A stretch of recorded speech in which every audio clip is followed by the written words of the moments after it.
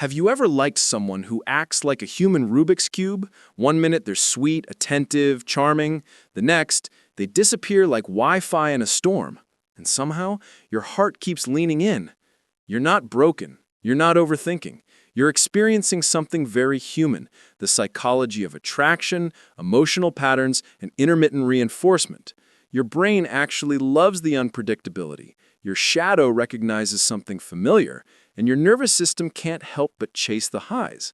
It's why we catch feelings for people who confuse us, and why understanding mixed signals, emotional attachment, and subconscious attraction can save you from endless emotional roller coasters. Stick around, because by the end of this video, you'll finally understand why your heart goes after chaos and how to see it coming before it pulls you in. Quick tip. Hit like if you've ever been emotionally hooked by someone confusing. You're not alone. Confusion pulls at your shadow. Here's the thing.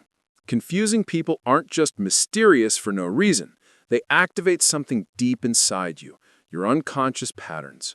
Carl Jung said we're attracted to the parts of ourselves we haven't fully met yet.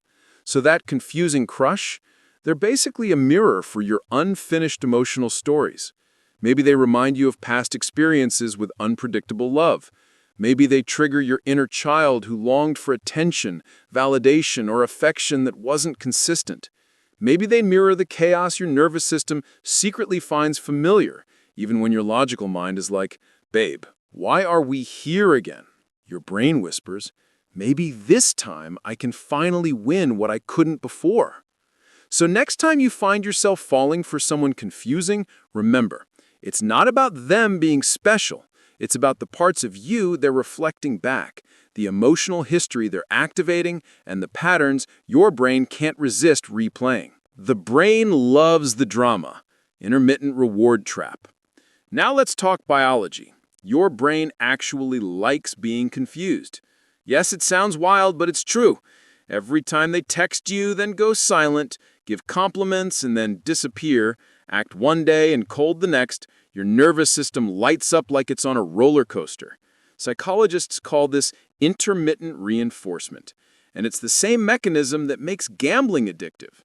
Your brain keeps chasing the next high, hoping the next message, the next smile, the next moment will finally give you the connection or clarity you've been craving. The more unpredictable they are, the more hooked your nervous system becomes.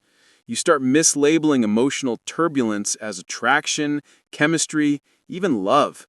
If you've ever been caught in this roller coaster, comment below, "Yep, guilty. High peaks, low valleys." Why intensity feels like love. Here's a truth most people never say out loud. Confusing people rarely give stability, but they do give intensity. When they're warm, present, or affectionate, it feels incredible, almost addictive. And when they pull away, it creates a mini emotional withdrawal. This triggers your dopamine and oxytocin system, the same chemicals that bond you, reward you, and make you crave more. You're not falling for them. You're falling for the emotional highs that mimic love. It's why we replay moments in your head, why you overthink, why your mind keeps going back even when your friends are yelling, "Leave them alone!" Your nervous system loves the peak and tolerates the valley, even though your soul is tired. They fit an old emotional blueprint.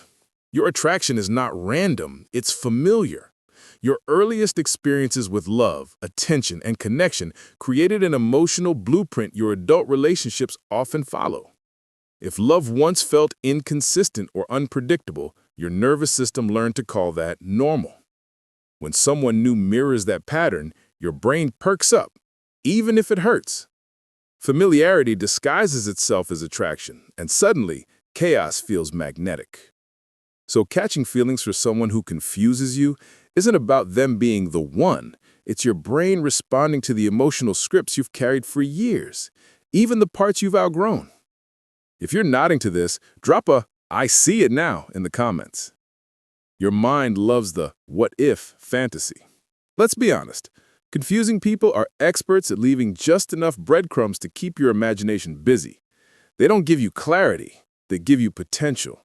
And potential is addictive. Your brain starts creating a highlight reel. Maybe they'll change. Maybe they just need time. Maybe they like me, but don't want to show it. You start falling for the fantasy version of them, not the real person standing in front of you. Psychologists call this future projection. Your mind fills in the missing pieces with the best possible scenario, and suddenly you're emotionally locked in.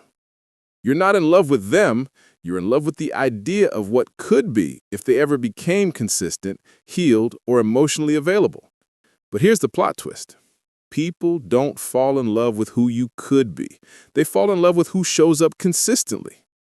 The scarcity effect makes them seem rare. Humans are wired to value what feels scarce. So when someone gives you mixed signals, your brain interprets it as, this must be special, this must be rare. Their inconsistency creates a psychological illusion of value. Because you're getting just enough to stay hopeful, but not enough to feel secure, you start believing they're irreplaceable. But scarcity doesn't mean compatibility. It just means your nervous system feels like it's competing for emotional oxygen. This is why their attention feels more precious, their affection feels like a reward, and their bare minimum feels like a blessing. It's not love. It's a psychological scarcity loop that makes you hold on tighter to something that's giving you less. Like, comment, subscribe, and stick with Mr. Atlas. We read the behaviors most people miss.